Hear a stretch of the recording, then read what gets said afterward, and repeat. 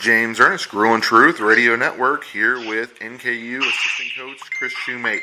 Chris, tell us about last season winning that conference championship.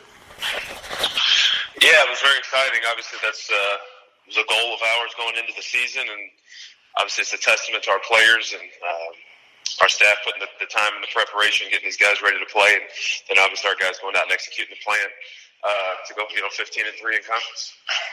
What happened last year in the tournament? Obviously, playing against teams a third time made it more difficult.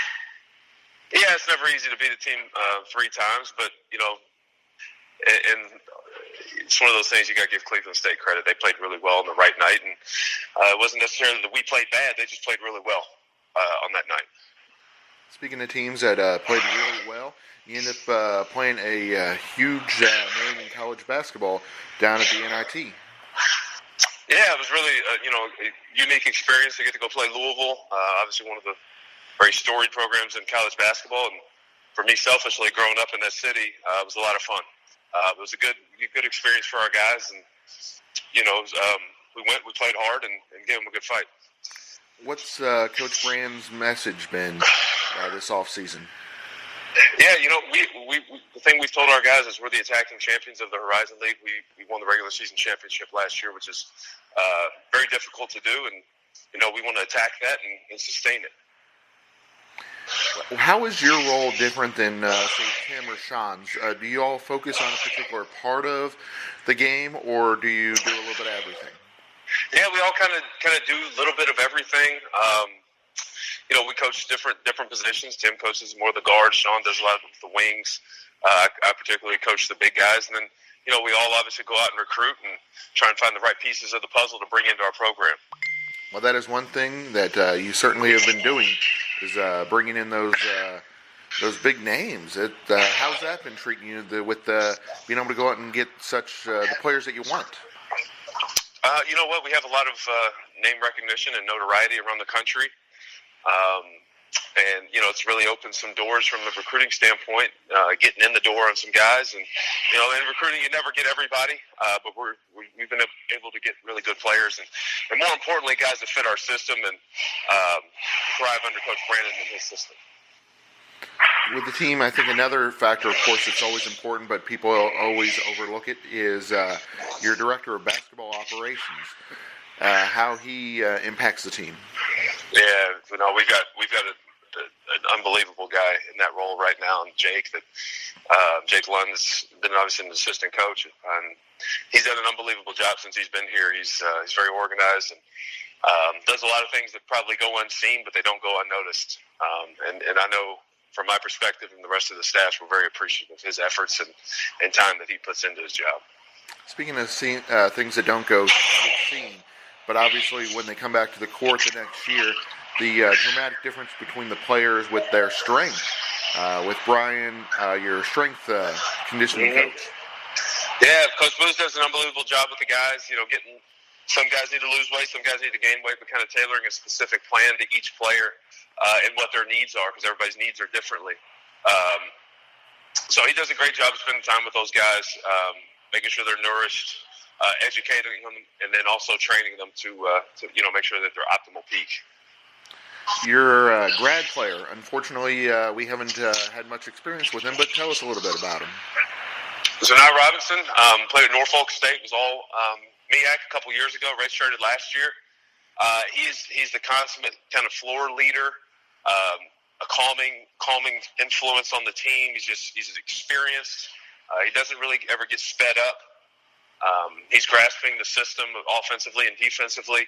And at the same time, still improving himself within our system as well. But he shoots the ball really well, and just a very, very good teammate that's very coachable and fun to be around. And then, of course, you have the fellow that's probably going to be on the Mount Rushmore of NKU with the Listermans, Drew McDonald. I tell you what, Drew McDonald is a testament to, his work ethic and his buy-in. And, Drew's one of those guys, he does everything you ask him to do plus some. And he's what you want, your own children to be. Somebody squeezes every bit of talent and potential out of themselves, and he's really maximizing himself here at NKU, and it's really fun to watch and get to coach and spend a lot of time with and watch his progression as a player. And the great thing about the Northern team is junior, sophomore, freshman, you have a nice mix. So it's no longer, like in some places you got a bunch of seniors, or in some places you got the freshmen that are going to just come in 1 year and leave. You've got a nice mix going in there. Are there any of those players that we should know about? Well, I think, first off, what you said about having a good mix, I think that's how you sustain winning at this level. We're not a patchwork group that's going to go rely on one transfer or two transfers every year and, kind of do it that way. We kind of, our impact comes from within. But it's nice to have that. We have obviously 2 seniors this year, and then I think a couple seniors next year. And the future sets up really well as guys develop. And one thing we tell them is accept your role and star in your role. And guys' roles will continue to evolve. But getting those young guys acclimated to our system offensively and defensively is obviously very important. But we have a very coachable group of kids that's completely bought into everything that we're coaching them to do, because they see, they came here to win and to get a good education, and they're bought into that. So it makes our job really easy. Are we going to get I know not Midnight Madness because nobody wants to stay up that late, but any type of season kickoff event anytime soon? I don't think so. I don't foresee one. Our kind of approach is we just put our head down, keep working, and get better through our practices every single day. And, we'd like to celebrate more towards the end of the season necessarily in the beginning.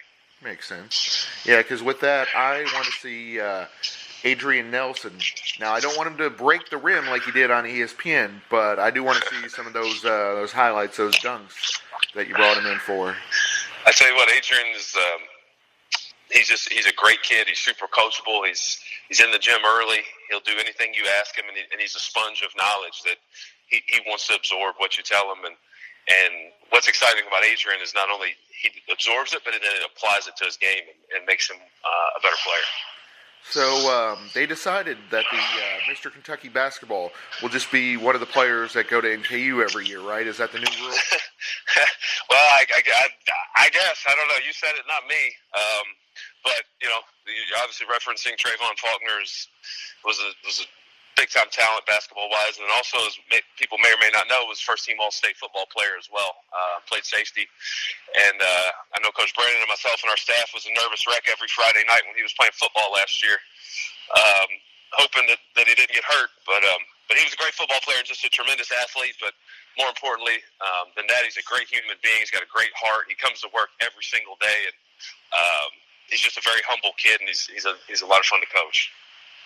So we don't get the kickoff thing, but we do get some nice exhibition games coming up. Are you looking forward to those? Yeah, it's one of those things you get to get out on the court and see what you got, and popcorn starts popping, and then you can really evaluate your team and get them out there in a game-like setting and see how this team can evolve. So we're really looking forward to it. We've had a good 3 weeks of practice, but kind of that next step is getting out there in those exhibition games and really seeing the game application of what we've been working on. And not so much the interview with me, but I'm sure with all the other interviews that it's going to be important to say this phrase as much as possible. Kema, is it Kema Classic? Yeah, it's our MTE, multi-team events, exempt event in November. We're really excited about it. The teams, UNC Asheville, Manhattan. I'm forgetting the last one. Coastal Carolina. Coastal Carolina, that's right. But 3 games in 3 days, and it'll be a lot of fun. Those events are a lot of fun to be a part of, and we've played in them elsewhere. Played in one a couple of years ago at Miami of Ohio. Mm-hmm. That was the last year in the Bahamas. It's going to be a good experience for our team and good for our program. Yeah, I agree 100%. I went up to that one in Miami of Ohio and saw your team's great performance, and I think that really helped gel the team together. Yeah, no, it's a great opportunity. It's almost you can look at it as kind of a precursor to your conference tournament, where you're playing 3 games in probably 3 days.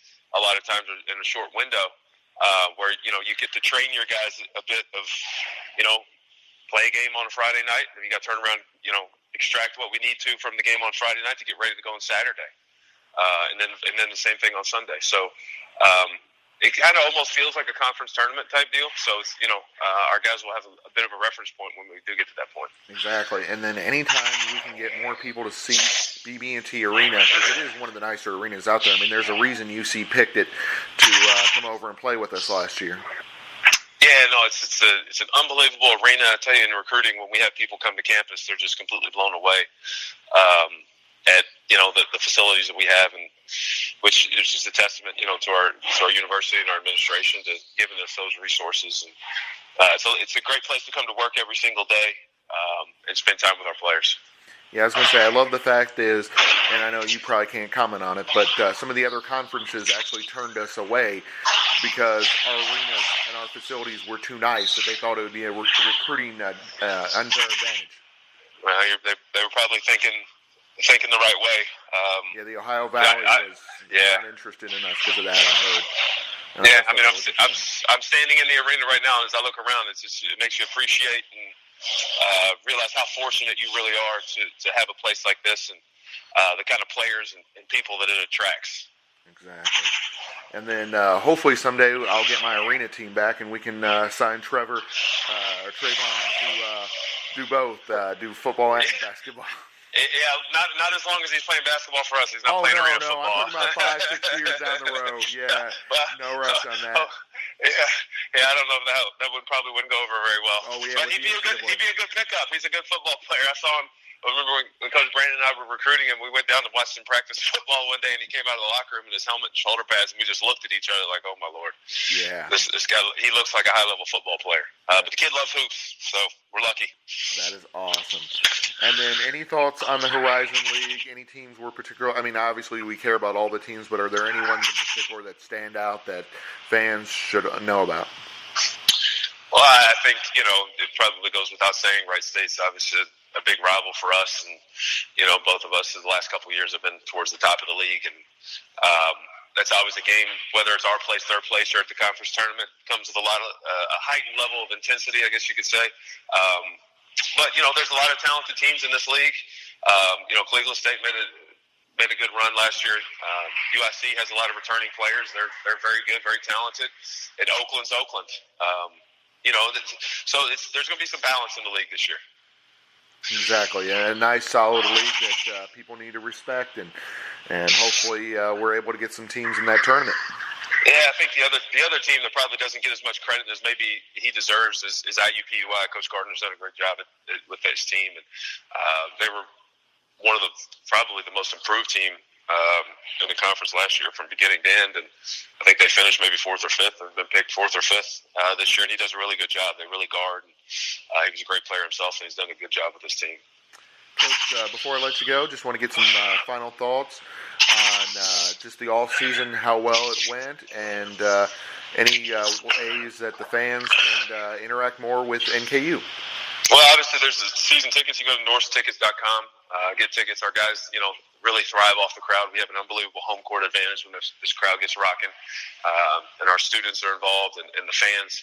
Our guys really feed off of that, and we're very appreciative of those that come out to the games and support us, even at home and on the road.